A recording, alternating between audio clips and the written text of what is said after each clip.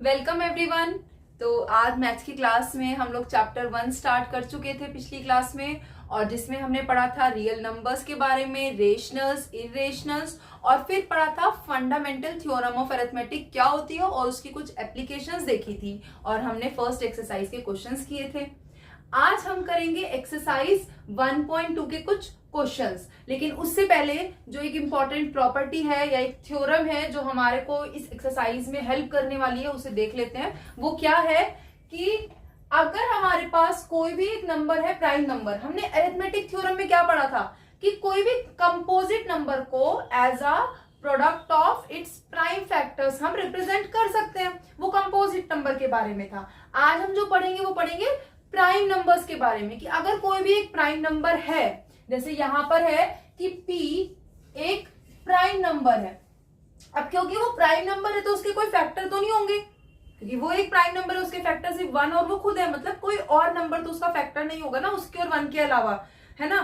तो फिर क्या होगा, जब उसके फैक्टर नहीं है तो वो तो किसी का फैक्टर हो सकता है, और जब कोई किसी का फैक्टर होता है तो वो उस नंबर को क्या करता है, डिवाइड करता है। तो अगर हमारे पास एक नंबर है P प्राइम नंबर है, तो वो क्या करेगा, हमने मान लिया कि अगर वो किसी एक नंबर है A², अगर P उसको डिवाइड कर रहा है, तो अगर कोई नंबर किसी के स्क्वायर को डिवाइड करेगा तो वो उस नंबर को भी डिवाइड करेगा। यही हमारी ये थ्योरम, ये प्रॉपर्टी कहती है कि अगर P A² को डिवाइड करेगा तो P A को भी डिवाइड करेगा। A क्या है, कोई भी पॉजिटिव इंटीजर, ठीक है ना। तो अगर कोई भी एक पॉजिटिव इंटीजर को कोई प्राइम नंबर डिवाइड कर रहा है तो वो उस नंबर को भी डिवाइड करेगा। जैसे फॉर एग्जांपल हम एक प्राइम नंबर ले लेते हैं, सबसे स्मॉलेस्ट प्राइम नंबर क्या है हमारा, 2। तो अगर मैंने लिया 2, एक नंबर है हमारा, ये मान लेते हैं कि P है कोई, ये किसी नंबर को डिवाइड करेगा in the form of its square, किसी नंबर के स्क्वायर को। तो कोई भी एक स्क्वायर जो P का मल्टीपल हो या P उसको 2 उसको डिवाइड करता हो। कोई भी एक नंबर आप ऐसा सोच सकते हो जैसे 4, 8, 16, 10, कोई भी नंबर, लेकिन यहां पर हमें कैसा नंबर सोचना है जो स्क्वायर हो। तो कोई भी एक स्क्वायर नंबर, जैसे हम मान ले कोई एक स्क्वायर नंबर है 4 या 16, तो मान लेते हैं कि जो ये 2 है वो 16 को डिवाइड कर रहा है। अब 16 क्या है, 16 किसका स्क्वायर है, 4 4 16, तो ये 4 की पावर 2 है, यानी कि 4 का स्क्वायर है। तो मैंने बोला कि अगर कोई नंबर किसी नंबर के स्क्वायर को, यानी कि जैसे यहां पर है 2 16 को 4 के स्क्वायर को डिवाइड कर रहा है, तो वो उस नंबर को भी डिवाइड करेगा। यानी कि 16 को देखो, अगर हम 2 से डिवाइड करना चाहें तो 2 1 2, 2 8 16, कंप्लीटली डिवाइड हो गया। तो अब ये नंबर क्या है, ये 16 किसका स्क्वायर था, 4 का। तो ये क्या कह रही है थ्योरम हमारी, कि अगर P जो है 2 डिवाइड कर सकता है किसको, इफ इट कैन डिवाइड 16 यानी कि 4 स्क्वायर, तो इट कैन ऑल्सो डिवाइड 4, तो ये 4 को भी डिवाइड करेगा। ये ऑब्वियस सी बात है, देखो 2 जो है वो 4 को भी डिवाइड कर रहा है। ये हो क्यों रहा है, क्योंकि बहुत ही सिंपल सा लॉजिक है कि अगर कोई नंबर किसी को डिवाइड कर रहा है तो उस नंबर में वो एज अ मल्टीपल, वो उस नंबर का मल्टीपल है। जैसे 2 का जो है ये 4 क्या है, अगर कोई नंबर 2 जो है 16 को डिवाइड कर रहा है, यानी कि 4 के स्क्वायर को डिवाइड कर रहा है, तो 2 उसका ये जो नंबर है वो 2 का मल्टीपल है, मतलब 2 में कुछ ना कुछ मल्टीप्लाई करके तो 16 आया ना, 2 8 16।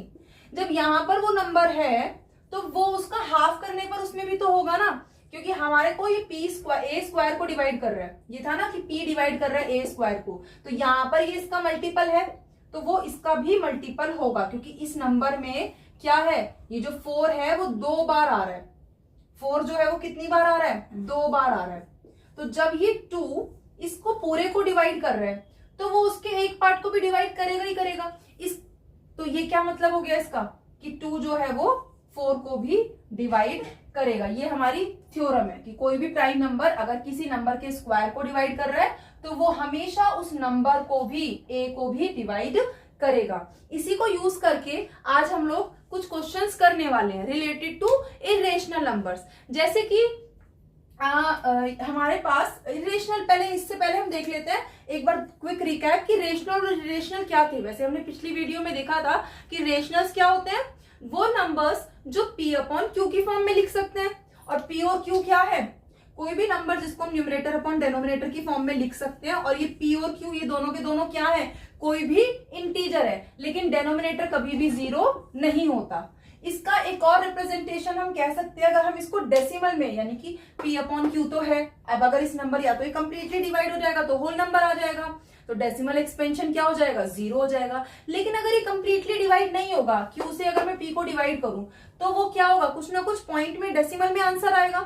तो हमने एक और चीज पढ़ी थी, आपको याद होगा 9th क्लास में, कि रेशनल नंबर्स में जो डेसिमल एक्सपेंशन है इसका, वो डेसिमल एक्सपेंशन क्या होगा, या तो वो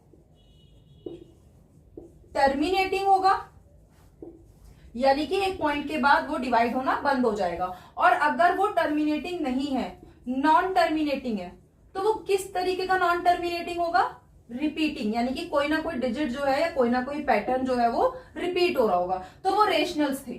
और रियल नंबर्स को हमने दो ही कैटेगरी में डिवाइड किया है मेजरली, अगर हम देखें, एक रेशनल और एक इरेशनल्स। तो रेशनल तो ये हो गए कि p अपॉन क्यू की फॉर्म में, फिर डेसिमल एक्सपेंशन है तो या तो टर्मिनेटिंग, और नॉन टर्मिनेटिंग है तो रिपीटिंग। जो बच गए वो सारे नंबर्स क्या कहलाए, हमारे इरेशनल्स कहलाए। वो कौन कौन से हो गए, देखो अगर हम न्यूमरेटर अपॉन डेनोमिनेटर की फॉर्म को देखें तो ये था जो p अपॉन क्यू की फॉर्म में लिख सकते हैं, ये क्या हो गए, जो p अपॉन क्यू की फॉर्म में नहीं लिख सकते। और डेसिमल एक्सपेंशन की बात करें तो इसका डेसिमल एक्सपेंशन कैसा था, टर्मिनेटिंग या नॉन टर्मिनेटिंग में क्या था, रिपीटिंग। तो यहां पर टर्मिनेटिंग तो होगा ही नहीं, फिर नॉन टर्मिनेटिंग कैसा होगा, कोई पैटर्न या कोई डिजिट बार बार रिपीट नहीं कर रही होगी, यानी कि नॉन टर्मिनेटिंग भी होगा, और नॉन रिकरिंग यानी कि नॉन रिपीटिंग होंगी डिजिट्स, तो वो क्या कहलाएंगे, हमारे इरेशनल्स। तो अब ये जो हमारी प्रॉपर्टी है, इसे यूज करके हम जो करेंगे आज, वो इन्हीं इरेशनल नंबर्स के बारे में करेंगे कि कोई भी नंबर इरेशनल है या नहीं है, ये बात हम कैसे प्रूव कर सकते हैं, ये चीज हमें आज करनी है। जैसे एक एग्जांपल ले लेते हैं, हमने जब √2 के एग्जांपल्स किए थे तो हमने उसमें एक बहुत ही कॉमन सा एग्जांपल लिया था कि √2 एक इरेशनल है, √3 इरेशनल है। इस तरीके के नंबर्स जो कि कोई परफेक्ट स्क्वायर नहीं होते, उनको अगर हम रूट में रखें तो वो क्या होगा, उनका डेसिमल एक्सपेंशन नॉन टर्मिनेटिंग होगा और नॉन रिपीटिंग होगा। जैसे √2 है, √3 है, √5 है। तो हमें अगर ये दिखाना है कि ये नंबर इरेशनल है, ये कैसे प्रूव करें, तो मैथ्स में एक एग्जांपल हम, कि हमें प्रूव करना है कि √2 क्या है, इज इरेशनल। ये अगर हमारे पास आ जाए क्वेश्चन कि ये है भी या नहीं, इसको प्रूव करो। पता है हमने एग्जांपल में पढ़ा है, लेकिन फिर भी यही जो है मैथ्स की, कोई चीज हमें पता है लेकिन फिर भी हम उसको प्रूव कर सकते हैं। कैसे, थ्योरम्स, लॉजिक्स, प्रॉपर्टीज की हेल्प से। तो जब भी हमें कोई चीज प्रूव करनी होती है ना कि ये चीज है, तो या तो हमारे पास सारे जितने भी उसके फाइनाइट एग्जांपल्स है, जितनी भी पॉसिबल एग्जांपल्स पॉसिबल वेज में सोच सकते हैं, हम कोई एग्जांपल दे देते हैं, या फिर हम क्या करते हैं, हम मैथ्स में थोड़ा सा उल्टा चलते हैं कोई चीज प्रूव करने के लिए, कि हम क्या करते हैं, जो चीज प्रूव करनी है वो तो पता है कि ये है, अब अगर वो कोई हमारी बात ही नहीं मान रहा तो हम क्या करें, हम उल्टा सोच लेते हैं। जब उल्टा सोचेंगे कहीं ना कहीं तो बात, वो लॉजिक अगर गलत है तो कहीं ना कहीं तो कोई ना कोई लॉजिक उसको कॉन्ट्राडिक्ट करेगा, और वही हम कह देंगे कि हाँ ये तो कॉन्ट्राडिक्ट कर गया, मतलब ये बात गलत है, तो जो हम कह रहे थे वही सही है। तो यही हम यहाँ पर करेंगे। हम क्या करेंगे, अगर हमें इसको इरेशनल प्रूव करना है तो हम इसका उल्टा ही मान लेंगे। हम क्या मान लेंगे कि इरेशनल प्रूव करना है, अच्छा चलो मान लेते हैं कि ये जो √2 है ये क्या है, इज अ रेशनल नंबर। अब रेशनल है तो इसको हमेशा किस फॉर्म में लिख सकते हैं हम, p अपॉन क्यू की फॉर्म में। So let √2 is a rational number such that, किस तरीके का रेशनल नंबर है, p अपॉन क्यू की फॉर्म में लिख सकते हैं इसको, सच दैट √2 किस फॉर्म में आ जाएगा, क्योंकि रेशनल है, या इसको लिख सकते हैं सो √2 को हम क्या लिख सकते हैं, p अपॉन क्यू की फॉर्म में। अब p अपॉन क्यू है तो p और q क्या हो गए, दोनों के दोनों क्या हो गए, इंटीजर्स हो गए। हमेशा जब हम इसको न्यूमरेटर अपॉन डेनोमिनेटर की फॉर्म में लिखते हैं तो स्टैंडर्ड फॉर्म क्या होती है, सिंपलेस्ट फॉर्म में, यानी कि दोनों के बीच में कोई भी कॉमन फैक्टर नहीं होता। तो हम यहाँ पर क्या मान लेंगे कि जो p और q है वो क्या होंगे, p और q ये दोनों के दोनों को प्राइम्स हैं। अब को प्राइम्स है तो इसका मतलब क्या है कि इनके बीच में कोई भी कॉमन फैक्टर नहीं है। मतलब जितना सिंपलेस्ट फॉर्म में, जब तक ये दोनों डिजिट्स कट रही थी हम काट देते हैं, अगर हम न्यूमरेटर अपॉन डिनोमिनेटर की फॉर्म में लिखते हैं जब सिंपलेस्ट फॉर्म में, तो ये दोनों के दोनों नंबर्स क्या हो गए, पी और क्यू, ये को प्राइम्स हो गए। और क्योंकि ये रेशनल नंबर है तो डिनोमिनेटर क्यू तो जीरो होगा ही नहीं, तो ये कंडीशन हमने इसकी मान ली कि √2 क्या है, पी अपॉन क्यू। ठीक है, अब इसी चीज को हमें बस ध्यान रखना है कि ये रेशनल है और ये न्यूमरेटर अपॉन डिनोमिनेटर में है। हमने एक जो कंडीशन जो हमारा यहाँ पर हेल्प करने वाले जो सबसे बड़ा हथियार है वो क्या है कि ये दोनों के दोनों को प्राइम्स है, यही हमें हेल्प करेगा इसको प्रूव करने में। कैसे, हम क्या करते हैं, ये √2 is equal to P upon Q है ना, ये क्यू कहाँ है, डिनोमिनेटर में, तो इस डिनोमिनेटर को अगर मैं यहाँ शिफ्ट करूं तो ये क्या हो जाएगा, √2 से क्यू आकर के मल्टीप्लाई हो गया और इधर क्या बचेगा, पी। ठीक है, सो इसको हम मान लेते हैं क्या, एक इक्वेशन 1। अब यहाँ पर ये रूट है, हमें प्रूव करना है कि हमने माना हुआ रेशनल है ये, तो ये रूट थोड़ा सा हमें ट्रबल कर रहा है, तो हम क्या करें, हम दोनों साइड का स्क्वायर कर लें, क्योंकि रूट का मतलब क्या है, पावर हाफ, और स्क्वायर कर देंगे तो डबल पावर हो जाएगी। तो अगर हम इसका स्क्वायर कर देंगे, स्क्वायरिंग बोथ साइड्स,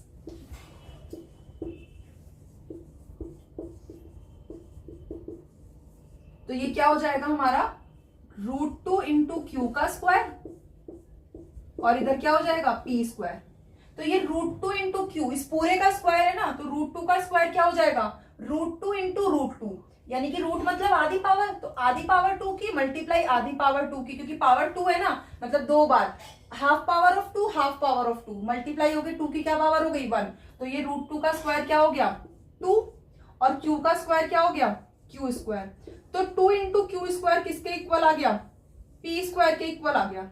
अब जरा देखो यहां से, इसका मतलब क्या हुआ कि ये जो पी स्क्वायर है ये किससे बना, ये 2 मल्टीप्लाई क्यू स्क्वायर से बना, मतलब कि पी स्क्वायर के 2 फैक्टर हो गए, एक 2 हो गया और एक क्या हो गया ये क्यू स्क्वायर, यानी क्यू इंटू क्यू। तो ये इसके अलग अलग फैक्टर्स आ गए। अब ये इसके पी स्क्वायर के फैक्टर आए, जो किसी का फैक्टर होता है वो उसको क्या करता है, डिवाइड, मतलब इनको मल्टीप्लाई करके, जैसे हमने 16 में देखा था कि 2 8 जा 16 होता है, तो 2 के टेबल में आ रहा है ना ये, इसका मतलब 2 इसको डिवाइड करेगा। तो वही सेम चीज यहाँ पर है कि ये क्या है हमारा 2 जो है मल्टीप्लाई हो रहा है किसी नंबर में और हमें क्या मिल रहा है, पी स्क्वायर मिल रहा है, इसका मतलब 2 क्या है, इसको डिवाइड कर रहा है। सो वी कैन से, क्योंकि यहां पर हमारा जो 2 क्यू स्क्वायर है वो पी स्क्वायर के इक्वल है, इसका मतलब 2 क्या है इसका, इसको डिवाइड कर रहा है, तो डिवाइड कर रहा है इसका मतलब क्या है, दिस इंप्लाइज कि 2 इसका क्या होगा, फैक्टर होगा। So we can say here 2 is a factor of P square. और ऊपर देखो मैंने जो थ्योरम, जो प्रॉपर्टी लिखी है कि कोई भी अगर प्राइम नंबर है वो अगर किसी के स्क्वायर को डिवाइड कर रहा है तो वो उस नंबर को भी डिवाइड करेगा। तो जब 2 पी स्क्वायर को डिवाइड कर रहा है तो 2 क्या करेगा, 2 is also a factor of P, मतलब वो पी स्क्वायर को डिवाइड कर रहा है तो वो पी को भी डिवाइड करेगा। ठीक है, बस ये बात ध्यान रखनी है यहाँ पे। यहां तक हमने क्या देखा कि 2 जो है वो एक पी का फैक्टर है। अब जब ये 2 इसका फैक्टर है तो कुछ ना कुछ इसमें मल्टीप्लाई करके पी बना होगा कि नहीं बना होगा। तो इससे हमें क्या मिला कि 2 में कुछ ना कुछ, ये क्यू स्क्वायर था तो हमने इसको क्या किया कि कोई ना कोई जो है इसमें पी स्क्वायर, क्योंकि इसका फैक्टर है तो कुछ ना कुछ इसमें क्या हुआ होगा, मल्टीप्लाई हुआ होगा 2 में, मान लो m हुआ मल्टीप्लाई, तो जाके p बना होगा कि नहीं, क्योंकि 2 इसका फैक्टर है मतलब इसको डिवाइड कर रहा है, कितने टाइम्स कितने बार टेबल पढ़ पा रहे हैं, मान लो m बार टेबल पढ़ पा रहे हैं, तो यानी कि 2 इंटू एम किसके इक्वल हो जाएगा, p के इक्वल हो जाएगा। तो जब 2m p के इक्वल है और यहां पर हमने ये इक्वेशन मान लेते हैं सेकंड, तो यहां पर हमारे पास क्या है, p स्क्वायर है और p किसके इक्वल है, 2m के इक्वल है। तो इसकी वैल्यू को अगर मैं सेकंड में रख दूं तो क्या हो जाएगा, हमारे पास हो जाएगा 2q square equals to 2m का होल स्क्वायर। तो ये क्या हो जाएगा 2q स्क्वायर, और अगर हम ये होल स्क्वायर खोलेंगे क्योंकि पूरे ब्रैकेट की पावर 2 है तो ये 2 की भी पावर 2 होगा और m की भी पावर 2 होगा, तो ये क्या हो जाएगा 4m स्क्वायर। अब देखो ये 2 q स्क्वायर के साथ मल्टीप्लाई हो रहा है, इधर आकर क्या हो जाएगा डिवाइड, तो हमारे पास ये क्या हो जाएगा 2 इधर डिवाइड हो गया तो Q square is equals to क्या हो जाएगा 4m स्क्वायर था इधर, ये जो 2 मल्टीप्लाई था इसके साथ ये इधर आकर डिवाइड हुआ, अब ये 2 इससे डिवाइड हो रहा है तो 2 से ये 4 देखो डिवाइड कैंसिल हो जाएगा, तो 2 1 जा 2, 2 2 जा 4, तो हमें क्या मिला क्यू स्क्वायर, हमें मिला 2m स्क्वायर। अब एक चीज देखो यहां पर जो ये सेकेंड इक्वेशन थी इसमें p स्क्वायर था जो कि 2 इंटू समथिंग के इक्वल था, लेकिन यहां पर q स्क्वायर है जो कि 2 इंटू समथिंग के इक्वल है, इसको थर्ड इक्वेशन मान लेते हैं, ठीक है। तो q स्क्वायर 2 में कुछ ना कुछ मल्टीप्लाई करके आ रहा है, मतलब 2 इसका क्या है q स्क्वायर का फैक्टर है। अब जब 2 q स्क्वायर का फैक्टर है तो थ्योरम क्या कहती है कि अगर a स्क्वायर का कोई किसी स्क्वायर को डिवाइड कर रहा है तो वो उस नंबर को भी करेगा, तो जब ये 2 इस q स्क्वायर को डिवाइड कर रहा है तो वो 2 को भी q को भी करेगा, तो 2 क्या हो गया q का फैक्टर हो गया। यहां पर हमने लिखा कि 2 किसका फैक्टर है p का, यहां मैं बोल रही हूं ये q का भी फैक्टर है, तो 2 p का भी फैक्टर है और 2 ही q का भी फैक्टर है। और जरा ये देखना हमने क्या लिखा था कि p एंड q क्या है कोप्राइम्स, और कोप्राइम्स क्या होते हैं जिनका कोई भी कॉमन फैक्टर नहीं होता 1 के अलावा। और अभी हमने क्या देखा कि इनका तो आ गया 1 के अलावा एक फैक्टर 2, तो हमारी बात गलत हो गई कि नहीं, हमने बोला था ये कोप्राइम्स है तो ये कोप्राइम्स नहीं है, कोप्राइम्स नहीं है तो इसका मतलब ये या तो ये कोप्राइम होने चाहिए और नहीं है तो फिर क्या है ये p अपॉन 2 की फॉर्म में नहीं है, मतलब ये क्या नहीं है जो हमने लेट किया था ये रेशनल नहीं है। और जब ये रेशनल नहीं है तो फिर दूसरा क्या नंबर बचा रियल नंबर, या तो रेशनल है या तो इरेशनल है, तो जब ये रेशनल नहीं है तो क्या हुआ ये हुआ इरेशनल, और हमें यही तो शो करना था कि √2 इरेशनल है या नहीं। तो ये कॉन्ट्राडिक्शन आते ही हम क्या कह देंगे कि √2 इज नॉट रेशनल, देयरफॉर √2 क्या हुआ इरेशनल हुआ। इसको लिख भी ऐसे ही सकते हैं कि यहां से हमें क्या मिला, यहां से हमें मिला कि 2 डिवाइड कर रहा है q स्क्वायर को, दिस इंप्लाइज 2 डिवाइड करेगा q को। अब क्योंकि 2 यहां पर हमने लिखा is a factor of p और यहां पर हमने लिखा 2 is a factor of q, since 2 is factor of both p and q, so this contradicts, ये क्या कर रहा है कॉन्ट्राडिक्ट कर रहा है हमारे एजम्पशन को कि p और q को प्राइम है। तो हमारी मानी हुई बात जब गलत हो गई तो पूरी बात गलत हो गई, को प्राइम नहीं है तो p अपॉन q की फॉर्म में हमने माना था, तो इसका मतलब √2 इसके इक्वल नहीं है, मतलब √2 इरेशनल नहीं है, सो √2 इज इरेशनल। इसी तरीके से कोई भी जैसे हमारी एक्सरसाइज में क्वेश्चंस हैं, हम कोई भी इरेशनल को इसी तरीके से with the help of this theorem कि कोई नंबर प्राइम नंबर अगर किसी के स्क्वायर को डिवाइड कर रहा है तो वो उस नंबर को भी डिवाइड करेगा, इसकी हेल्प से हम कोई भी कॉन्ट्राडिक्शन पैदा कर सकते हैं किसी भी इरेशनल के लिए, और हम बता सकते हैं कि वो नंबर इरेशनल है या नहीं है, जैसे कि अभी हम देखेंगे एक्सरसाइज के क्वेश्चंस में। सो फर्स्ट क्वेश्चन अब हम देखते हैं एक्सरसाइज 1.2 का, वो क्या है कि शो दैट √5 इज इरेशनल। हमें क्या दिखाना है कि √5 इरेशनल है, जैसे अभी हमने पिछले एग्जांपल में किया था, हम सेम वैसे ही क्या करेंगे, हम उसी थ्योरम को उसी अपने प्रॉपर्टी को यूज करेंगे कि अगर कोई प्राइम नंबर किसी के स्क्वायर को डिवाइड करता है तो वो उस नंबर को भी डिवाइड करेगा, और क्योंकि हमें शो करना है कि ये इरेशनल है तो हम क्या करेंगे, हम अपना जो रिवर्स जो प्रोसेस मैथ्स में लेते हैं कि हम किसी चीज को लेट कर लेते हैं और कोई ना कोई एक कॉन्ट्राडिक्शन अगर आ गया तो वो क्या हो जाएगा, जो हमने सपोज किया लेट किया है वो गलत हो जाएगा, तो जो हमें प्रूव करना होगा वो हो जाएगा। तो कॉन्ट्राडिक्शन पैदा करके हम क्या करेंगे, अपनी चीज को साबित करेंगे। तो हम क्या कर लेते हैं, इरेशनल मानना है तो हम क्या करेंगे, हम मान लेंगे लेट √5 इज रेशनल, हम इसको रेशनल मान लेते हैं, और रेशनल मान लिया तो क्या हो जाएगा, देन ये √5 किसके इक्वल हो जाएगा, ये इक्वल हो जाएगा न्यूमरेटर अपॉन डेनोमिनेटर की फॉर्म में, यानी कि p अपॉन q की फॉर्म में, जहां पर p और q क्या है, वेयर p एंड q ये क्या है, दे आर को प्राइम्स, और को प्राइम्स है और डेनोमिनेटर कभी भी रेशनल में 0 होता है नहीं, ऑल्सो जो हमारा डेनोमिनेटर क्यू है वो क्या होगा, 0 नहीं होगा।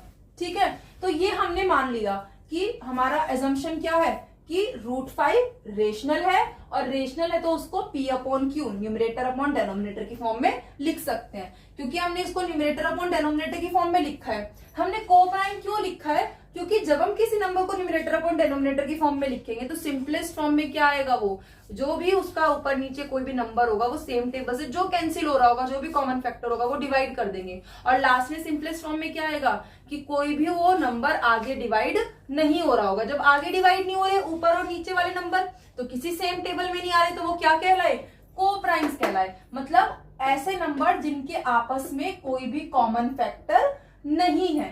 अब हम क्या करते हैं, इस इक्वेशन को सॉल्व करेंगे। कैसे, हमें दिख रहा है यहाँ पर ये √5 = P अपॉन क्यू है। कोई भी चीज न्यूमरेटर में होती है, मल्टीप्लाई में होती है, तो हमारे लिए कैलकुलेट करना इजी होता है। तो हम क्या करेंगे, ये जो डेनोमिनेटर में क्यू है, जो यहाँ डिवाइड हो रहा है, वो इधर आकर क्या हो जाएगा, मल्टीप्लाई।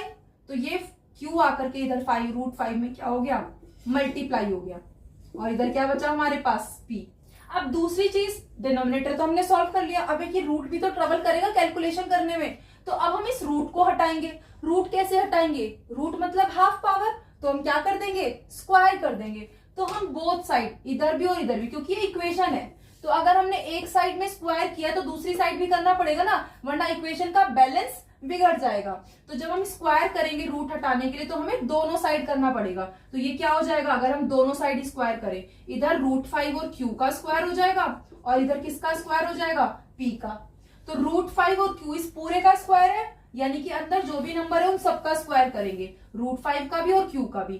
तो √5 का स्क्वायर, रूट मतलब हाफ पावर ना, √5 इंटू √5 मिलकर के 5 की आधी आधी पावर क्या हो गई, 1 हो गई। तो ये क्या हो गया, 5 हो गया, और क्यू का स्क्वायर यानी कि क्यू स्क्वायर।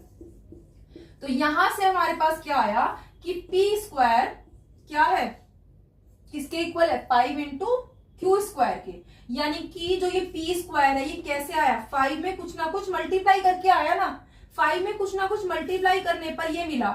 मतलब 5 इसको क्या करेगा, डिवाइड करेगा। डिवाइड करेगा तो इसका मतलब ये इसका क्या है, फैक्टर है। तो यहां से हम कह सकते हैं कि 5 क्या है, 5 is a factor of P square. अब जब ये P स्क्वायर को डिवाइड कर रहा है, तो हमने क्या थ्योरम पढ़ी है कि कोई भी प्राइम नंबर, 5 किसी के टेबल में तो नहीं आता 1 की और अपने अलावा, तो ये एक प्राइम नंबर है। तो कोई भी प्राइम नंबर जब किसी नंबर के स्क्वायर को P की पावर 2 को डिवाइड कर रहा है, तो वो खाली उस नंबर यानी कि P को भी डिवाइड करेगा। तो यहां से हमें क्या मिल जाएगा, दैट इज, या दिस इंप्लाइज कि 5 क्योंकि P स्क्वायर को डिवाइड कर रहा है, तो it is also dividing P, it is also a factor of P। P square को कर रहा है तो P को भी करेगा। तो हमें यहां से P का एक फैक्टर मिल गया, क्या, 5 is a factor of P, ये हमें मिल गया यहाँ पर। अब हम क्या करेंगे, हमारी जो ये फर्स्ट इक्वेशन थी, तो इसको सेकेंड इक्वेशन मान लेते हैं। ठीक है, तो अब हमने क्या किया, हमें P का तो फैक्टर मिल गया, P अपॉन क्यू माना था ना। अब हम Q के लिए करेंगे, तो उसके लिए हमने क्या देखा कि जब ये इसका फैक्टर है, मतलब 5 इसको डिवाइड कर रहा है, तो कुछ ना कुछ टेबल तो पड़ेंगे ना, 5 2 जा, 5 3 जा, 5 5 जा, कितने टाइम तो आएगा नहीं पता हमें। तो हम मान लेते हैं कि 5 में कुछ मल्टीप्लाई करें, जैसे मान लो m मल्टीप्लाई कर दे, तो P आ जाना चाहिए। मतलब कि जब ये इसका फैक्टर है, so we can say that 5 into m will be equals to क्या, 5 m P। तो 5m किसके इक्वल हो गया, P के इक्वल हो गया। और यहां पर फर्स्ट इक्वेशन में क्या था, 5q square equals to P square, यहाँ P है ना, इस P की वैल्यू हमने अभी अभी क्या मानी, 5m is equals to P। तो इसको क्या कर देते हैं, 5m is equals to P, इसको पुट कर देते हैं किसमें, put this value of P in first equation. तो हमारे पास क्या आ जाएगा, ये जो इक्वेशन थी फर्स्ट कि 5q square equals to P square, तो 5q स्क्वायर, और यहां पर P स्क्वायर था, P के बदले हम क्या रख सकते हैं, ये जो है P क्या है, 5m, तो इसको हमने 5m रख लिया, लेकिन ये P नहीं था, P स्क्वायर था, तो इस 5m का क्या हो जाएगा, स्क्वायर हो जाएगा। अब जब इस स्क्वायर को हम खोलेंगे तो ये क्या हो जाएगा, 5q square equals to 5m, इस पूरे का होल स्क्वायर है तो 5 का स्क्वायर क्या हो जाएगा 25 और m का स्क्वायर m स्क्वायर। देखो यहाँ पर p तो गायब हो गया, क्या बचा, खाली q बचा, q स्क्वायर। लेकिन इस q स्क्वायर के साथ ये 5 अभी भी क्या हो रहा है, इनके बीच में कोई साइन नहीं है तो मल्टीप्लाई हो रहा है, तो मल्टीप्लाई का उल्टा ये 5 इधर आकर क्या हो जाएगा, डिवाइड। तो हमारे पास क्या हो जाएगा, हमारे पास हो जाएगा इधर 5 डिवाइड में चला जाएगा तो यहाँ लेफ्ट साइड में क्या बचेगा, खाली q स्क्वायर। और इधर देखो पहले से क्या लिखा हुआ है 25m स्क्वायर, तो 25m स्क्वायर और ये 5 आकर इधर क्या हो गया, डिवाइड हो गया। तो ये क्या हो जाएगा, देखो ये डिवाइड हो रहा है, कैंसिल हो रहा है 5 से, तो ये हो जाएगा 5 1 जा 5, 5 5 जा 25, तो q स्क्वायर क्या हो गया हमारा 5m स्क्वायर। अब इसमें देखो जैसे यहां पर आया था 5q square equals to p square, p square 5 के किसी 5 में कुछ मल्टीप्लाई करके आ रहा था, यहाँ पर q स्क्वायर आ रहा है 5 में कुछ मल्टीप्लाई करके। तो अगर हम इस इक्वेशन को देखें, इसको मान लेते हैं थर्ड इक्वेशन, तो यहां पर हम अगर देखें कि q स्क्वायर 5 में कुछ ना कुछ मल्टीप्लाई करके आ रहा है, मतलब 5 में कुछ मल्टीप्लाई करेंगे तो ये आएगा, तो 5 इसको क्या करेगा, डिवाइड कर रहा है। जब इसको डिवाइड कर रहा है तो 5 इसका क्या कहलाएगा, q स्क्वायर का फैक्टर कहलाएगा। So here this implies that 5 is a factor of q square.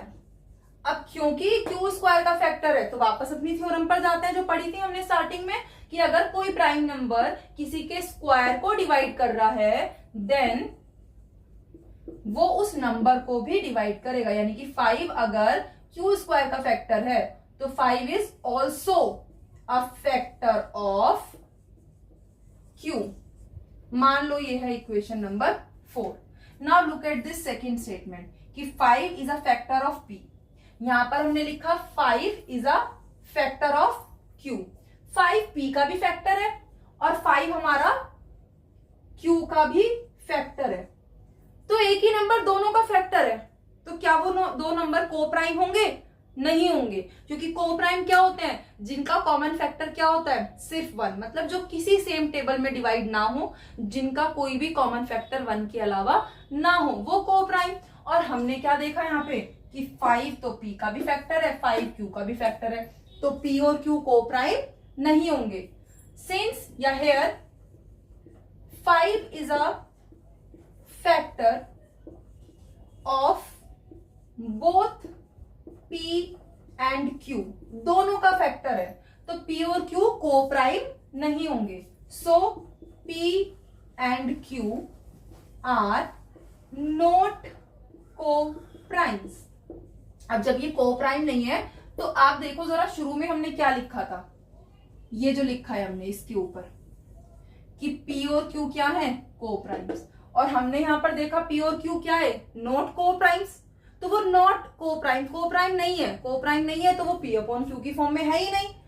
इसका मतलब क्या है, वो रेशनल नहीं है, क्योंकि हमने जो माना ये उस बात को कहीं ना कहीं क्या कर रहा है, क्वेश्चन मार्क पैदा कर रहा है, उस पर उंगली उठा रहा है, और उंगली थोड़ी ना किसी की सहेंगे हम, उंगली उठा रहा है तो कह देंगे नहीं है जो माना, मतलब रेशनल माना था, क्वेश्चन ने हम पर ही उंगली कर दी तो हमने बोला ठीक है नहीं है उंगली, नहीं है रेशनल, है ना।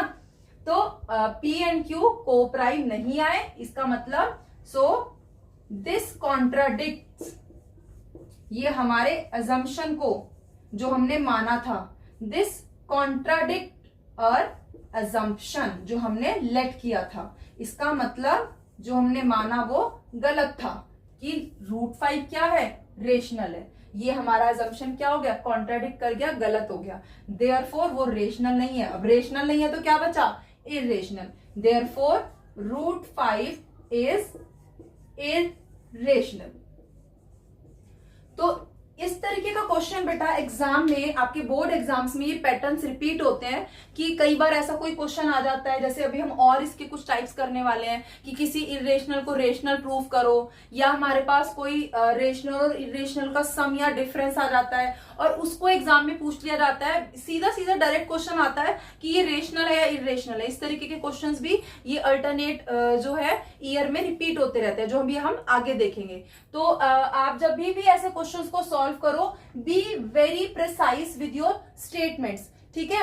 आप इसको थोड़ा और शॉर्ट में भी कर सकते हो, बट आपको जो चीज है, जैसे जो मैंने हाईलाइट किया पॉइंटर्स, वो जरूर मेंशन करने हैं कि हमने लेट क्या किया है, कंडीशन क्या है, फिर फैक्टर कैसे बना, और फिर दूसरे नंबर का फैक्टर वो कोप्राइम क्यों नहीं है, क्योंकि वही चीज है जो हमें हेल्प करेगी कॉन्ट्राडिक्शन में। तो ये हमें एग्जाम में इनको, क्योंकि बोर्ड में आप जब लिखते हो तो हर चीज के, हर स्टेप के मार्क्स होते हैं, तो जब आप इसको मेंशन करो, पूरा सॉल्व करो, तो ध्यान रखो ये कुछ पॉइंटर्स जरूर मेंशन करो, ताकि आपके मार्क्स डिडक्शन के चांसेस बिल्कुल 0 हो जाए बोर्ड एग्जाम में। तो अब देखते हैं अगला क्वेश्चन हमारा। सो सेकंड क्वेश्चन भी देखो क्या कह रहा है हमारा कि 3 + 2√5। इस बार देखो क्या है, 3 एक नॉर्मल नंबर है, रेशनल है, और 2√5 एक रेशनल और इरेशनल का प्रोडक्ट हमेशा क्या होता है, हमने 9th में पढ़ा था, इरेशनल। तो ये पूरा का पूरा मिलाकर रेशनल और इरेशनल का सम क्या हुआ, इरेशनल हुआ। और यही हमें क्वेश्चन कह रहा है कि प्रूव करो कि ये एक इरेशनल है। तो हम वापस से उसी पर चलेंगे, सेम ट्रैक पर, कि हम इसको मान लेंगे, जो प्रूव करना है इरेशनल, तो हम मान लेंगे रेशनल है कोई। अब क्योंकि अगर गलत होगी ये बात, तो कहीं ना कहीं कोई ना कोई क्वेश्चन मार्क आ जाएगा, और गलत नहीं होगी तो ये हो जाएगा कि ये इरेशनल नहीं है भाई। तो हम क्या करेंगे, इसको मान लेंगे रेशनल। तो हम लेट कर लेते हैं यहाँ पर, लेट 3 + 2√5 इज रेशनल। अब अगर ये एक रेशनल नंबर है तो ये P/Q के इक्वल होना चाहिए। Then 3 + 2√5 should be equals to P/Q। Rational है where Q not equals to 0। ठीक है, अब ये 3 + 2√5 इसके इक्वल हो गया। अब हम क्या करते हैं, हमारे पास यहाँ पर हमें एक चीज दिख रही है कि ये √5 जो है ना, ये वाला तो इरेशनल है, तो ये पूरा का पूरा इसके इक्वल है। तो हम इसको सेपरेट कर लेते हैं √5 को। यहां से कैसे करेंगे, जब हम जैसे फॉर एग्जांपल वेरिएबल्स जब हम सेपरेट करते थे तो क्या करते थे, जो भी टर्म प्लस माइनस हो रही थी पहले उसको दूसरी साइड ले जाते थे, और उसके बाद जो भी उसका कोफिशिएंट मल्टीप्लाई या डिवाइड हो रहा था उसको ले जाते थे। तो हम यहाँ पर वही करेंगे कि सबसे पहले देखो इस रूट वाली टर्म के साथ ये जो प्लस माइनस हो रहा है इसको दूसरी साइड ले जाओ। तो ये 3 जो है यहाँ पर क्या हो रहा है, प्लस साइन हमेशा कहाँ देखते हैं, नंबर के आगे प्लस हो रहा है ये इसके साथ, तो ये प्लस का 3 इधर आकर क्या हो जाएगा, माइनस हो जाएगा। तो 2√5 किसके इक्वल हो जाएगा, ये इक्वल हो जाएगा P/Q -3 के। P/Q क्या था हमारा, P/Q एक रेशनल नंबर था, और 3 भी क्या है हमारा, होल नंबर, रेशनल है। तो दो रेशनल नंबर्स का जो डिफरेंस है वो क्या रहता है, हमेशा रेशनल रहता है। कैसे, इसको देखो हम और सिंप्लीफाई करके ऐसे लिख सकते हैं कि ये जो 3 है हमारा, इसके डिनोमिनेटर में कुछ नहीं है तो हम क्या मान लेते हैं, 1 मान लेते हैं। तो इसको जब हम पूरा सिंप्लीफाई करना चाहेंगे तो ये क्या हो जाएगा, Q और 1 का एलसीएम, किसी का भी 1 के साथ एलसीएम लो तो वही आता है, Q ही आएगा। अब यहाँ पर तो Q है, तो कुछ चेंज करने की क्या करते हैं जब एलसीएम लेते हैं, कि हम जो भी डेनोमिनेटर अलग अलग होते हैं ना, उनके नीचे हम एलसीएम यानी कि कॉमन मल्टीपल रख देते हैं, जो उन दोनों के नीचे हम बना देते हैं। तो Q के नीचे तो Q ही है यहाँ पर, तो कुछ चेंज तो नहीं हुआ, तो इसका numerator as it is minus, लेकिन यहाँ 1 है और आना क्या चाहिए था एलसीएम में, Q। तो 1 में क्या मल्टीप्लाई करूं कि Q हो जाए Q, तो हमें इस नंबर के ऊपर भी 3 में भी Q मल्टीप्लाई करना होगा, तो ये क्या हो जाएगा 3Q।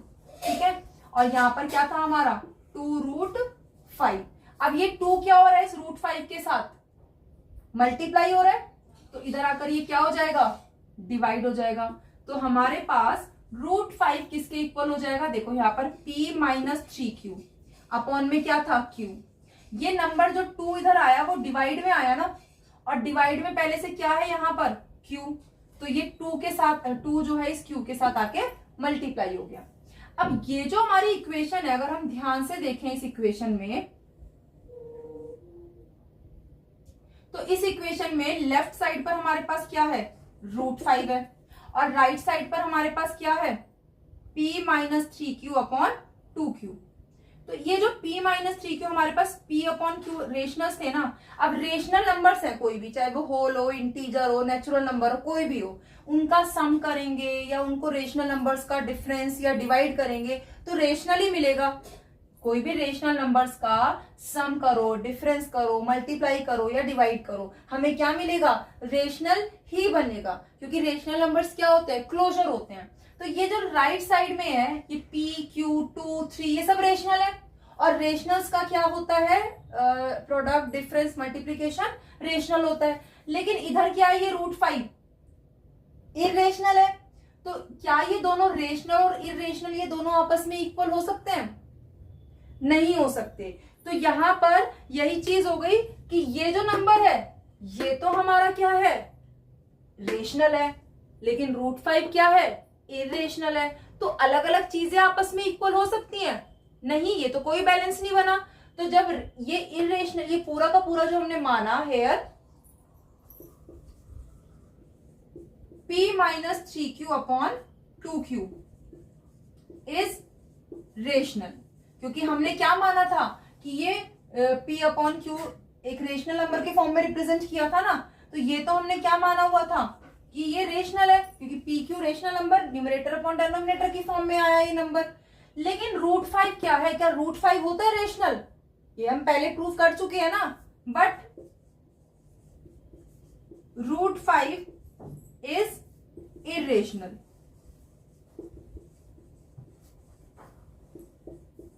तो इसका मतलब क्या हुआ कि फर्स्ट इक्वेशन में एक इरेशनल एक रेशनल के इक्वल आ गया, जो कि एक कॉन्ट्राडिक्शन है।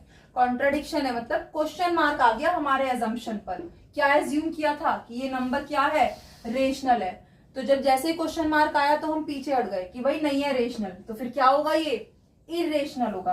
तो √5 इरेशनल और ये नंबर रेशनल, दोनों के दोनों क्या हो गए, कॉन्ट्राडिक्ट कर रहे कि एक इरेशनल एक रेशनल के इक्वल नहीं हो सकता। दिस शोज कॉन्ट्राडिक्शन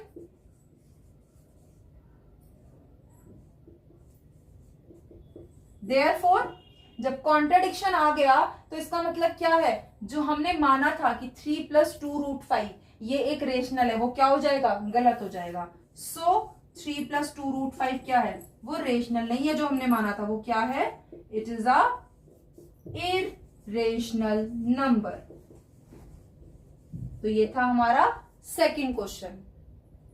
अब क्वेश्चन नंबर 3 क्या कह रहा है कि show that the following are irrationals. 3 part दिए हुए हैं हमें, 1/√2, 7√5 और 6 + √2।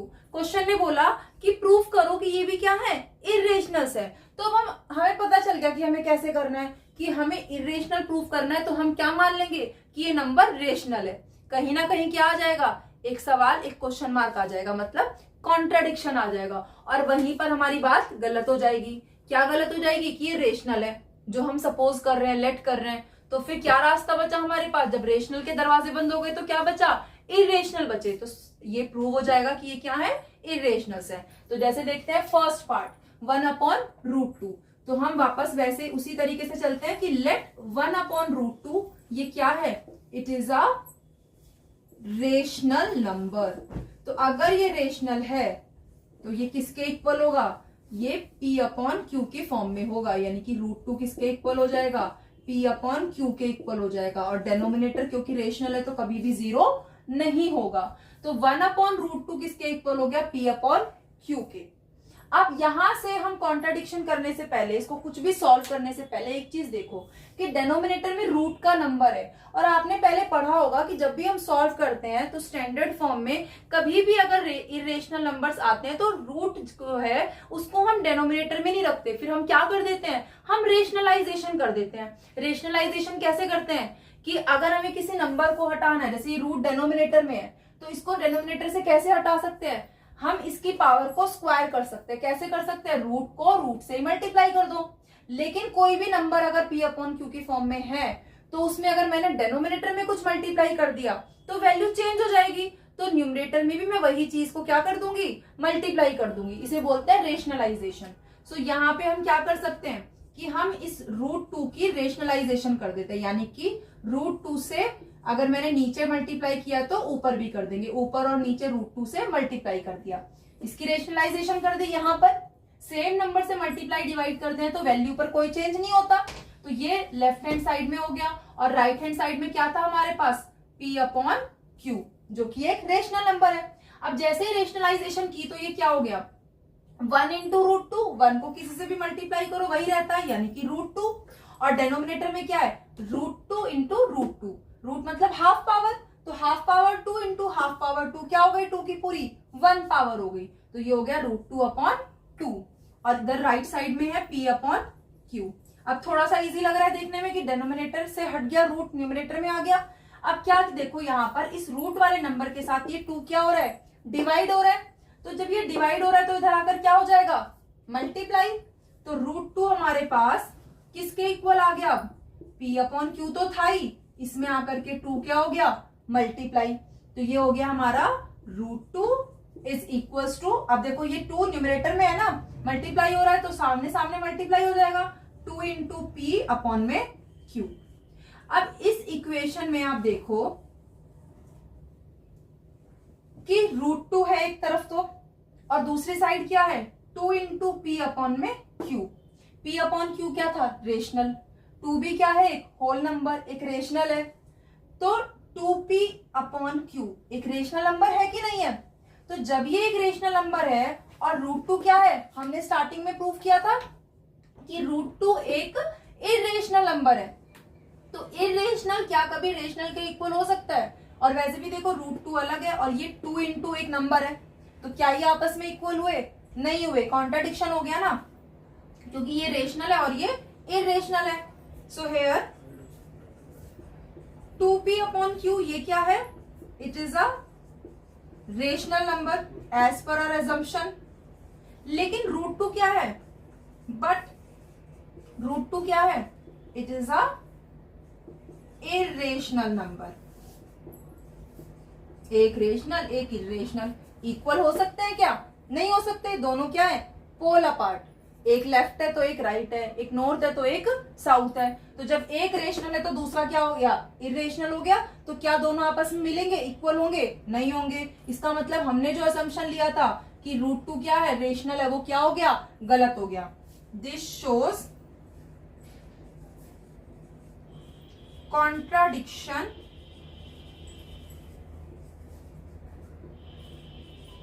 टू आवर assumption, जो हमने माना था, जब assumption ही गलत हो गया तो जो हमने माना था वो गलत हो गया, तो क्या बचा, उसका उल्टा, उसका अपोजिट, यानी कि माना था ये क्या है, रेशनल है, तो निकला क्या लेकिन ये, ये हमारा जो नंबर था 1/√2, जब ये रेशनल नहीं है तो क्या है, it is a irrational number. ये हो गया हमारा फर्स्ट पार्ट। अब हम चलते हैं अपने नेक्स्ट पार्ट की तरफ। इसमें क्या है, 7√5, तो इसको भी हम सेम वैसे ही करेंगे, क्या मान लेंगे, इसको भी रेशनल मान लेंगे। लेट या सपोज 7√5 इज रेशनल। अब जब ये रेशनल है तो अगेन ये भी क्या होगा, सेम वही बात, P/Q के इक्वल होगा। So then we can say that 7√5 is equals to P/Q, और रेशनल है ना तो Q क्या होगा, नॉट 0, ठीक है।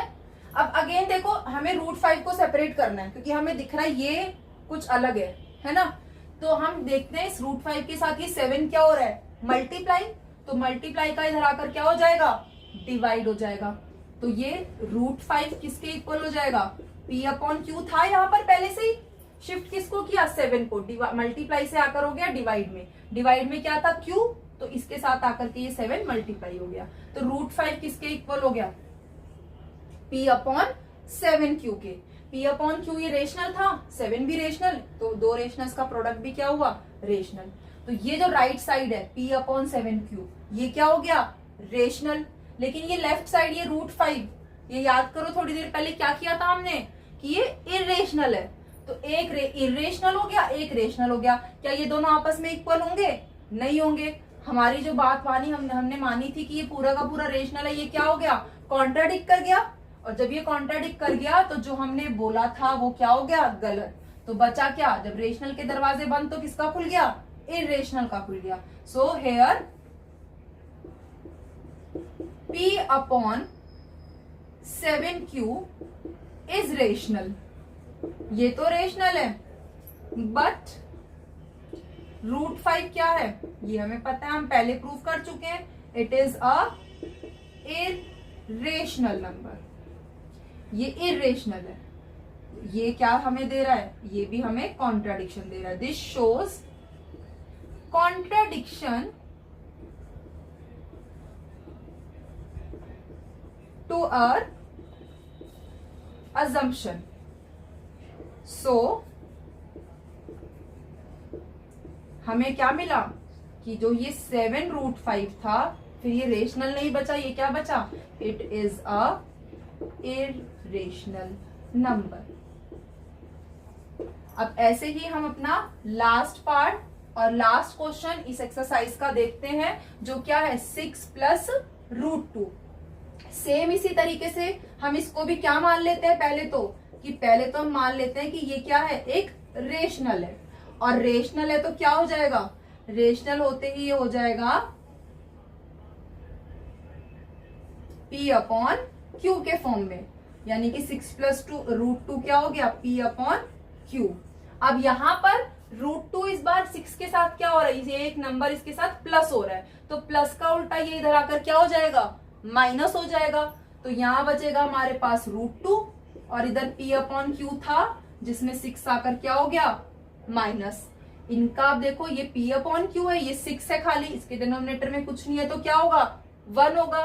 तो जब हम इनका एलसीएम लेंगे तो क्या हो जाएगा, 1 का किसी के साथ भी एलसीएम लो, Q और 1 का क्या आएगा, वो नंबर खुद, तो Q आ गया। फिर क्या करते हैं हम एलसीएम लेने के बाद, कि हम एलसीएम लेते क्यों है, कि डिनोमिनेटर में हम वही नंबर बना लेते हैं। तो यहाँ तो पहले से ही Q था, तो कुछ चेंज नहीं हुआ फर्स्ट उसमें, तो ये ऊपर numerator P as it is, फिर बीच में माइनस का साइन है तो माइनस। नेक्स्ट के डिनोमिनेटर में 1 है, Q बनाने के लिए 1 में क्या मल्टीप्लाई करेंगे, Q, तो वही हम ऊपर भी मल्टीप्लाई करेंगे 6Q। अब इस इक्वेशन में अगेन अगर हम देखें right hand side P - 6Q upon Q, difference और डिवीजन और multiplication of two rationals is always a rational, क्योंकि P अपॉन Q क्या माना हुआ है, ये एक रेशनल नंबर माना हुआ है ना हमने, तो ये रेशनल का सम, रेशनल का डिफरेंस या मल्टीप्लीकेशन जो है क्या होता है, रेशनल ही रहता है। तो राइट साइड क्या है, यहाँ पर रेशनल है। Here P - 6Q upon Q is rational, ये एक रेशनल है। बट लेफ्ट हैंड साइड देखो क्या है, √2, क्या वो रेशनल है, no, it is a irrational. अब वही सेम चीज आ गई ना, कि एक इरेशनल एक रेशनल इक्वल हो सकता है, नहीं है यहाँ पर इक्वल, तो फिर क्या हो गया, हमारी मानी हुई बात क्या हो गई, गलत हो गई। दिस शोज कॉन्ट्राडिक्शन, कॉन्ट्राडिक्शन आ गया किसमें, जो हमने सपोज किया था, टू आवर एजम्पशन। इसका मतलब क्या हुआ, जब रेशनल नहीं रहा तो ये क्या हो गया, फिर इरेशनल हो गया। सो 6 + √2 ये क्या हो गया, इट इज अ इरेशनल। तो ये है हमारे एक्सरसाइज 1.2 के क्वेश्चंस, जो कि एग्जाम में अल्टरनेट उसमें आपसे सीधे सीधे पूछने के लिए मोस्टली आ जाते हैं, कि कोई भी एक इरेशनल इस तरीके का कोई भी एग्जांपल दे देंगे और आपसे पूछ लिया जाता है कि इसको, या बोला जाता है कि इसको शो करो कि ये इरेशनल है, पता है लेकिन हमें शो करना है। तो आई होप आप लोगों को ये समझ में आया होगा। मिलते हैं नेक्स्ट एक्सरसाइज 1.3 में।